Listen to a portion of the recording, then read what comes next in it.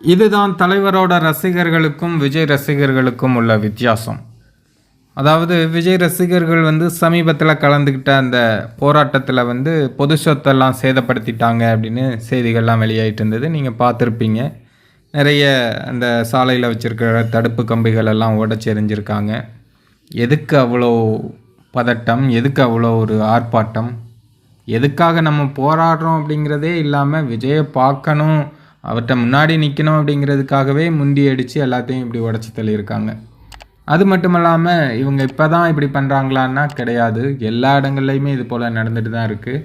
இன்னும் சொல்லப்போனால் ரோகிணி தியேட்டரில் அந்த சீட்டை எல்லாம் கிழித்து எல்லாத்தையும் உடச்சி நாசம் பண்ணாங்க இல்லையா, அந்த மாதிரி நிறைய விஷயங்கள் விஜய் ரசிகர்கள் வரிசையாக பண்ணிகிட்டே தான் இருக்காங்க. இத்தனைக்கும் இவங்க அரசியலுக்கு வந்துட்டாங்க அப்படிங்கும்போது இந்த மாதிரியெல்லாம் எந்த விதமான ஒரு கெட்ட பெயருமே ஏற்படாத மாதிரி நடந்துக்கணும். ஆனால் அவங்களுக்கு அதுக்கு வாய்ப்பே இல்லைன்னு தான் நினைக்கிறேன். தலைவரோட ரசிகர்கள் 2021 ஜனவரி மாதம் 10ஆம் தேதி தலைவரை அரசியலுக்கு வரக்கூறி சென்னை வள்ளுவர் கோட்டத்தில் ஒரு ஆர்ப்பாட்டம் மாதிரி நடத்தியிருந்தாங்க.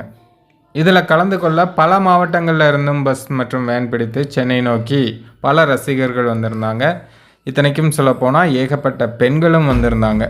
அப்போது பொதுமக்களுக்கு எந்த விதமான தொந்தரவும் கொடுக்கல, பொது சொத்தை சேதப்படுத்தலை, குடித்து விட்டு கூத்தடிக்கலை, பொதுமக்கள் முகம் சொலிக்கிற அளவுக்கு நடந்துக்கலை, பெண்களிடம் தவறாக நடந்துக்கலை, பணியில் இருந்த காவல்துறையினரிடம் எந்த வம்பும் செய்யலை. சொல்லப்போனால் அந்த ஆர்ப்பாட்டத்தில் ஒழுக்கமும் நேர்மையும் இருந்துச்சு. என்ன நோக்கத்திற்காக ஆர்ப்பாட்டம் செய்தோமோ அதை சரியாக செஞ்சுட்டு எல்லாருமே வீடு திரும்பினாங்க. இதுதான் ரஜினி ரசிகர்கள். ஏன்னா எல்லாருமே தலைவரோட வளர்ப்பு.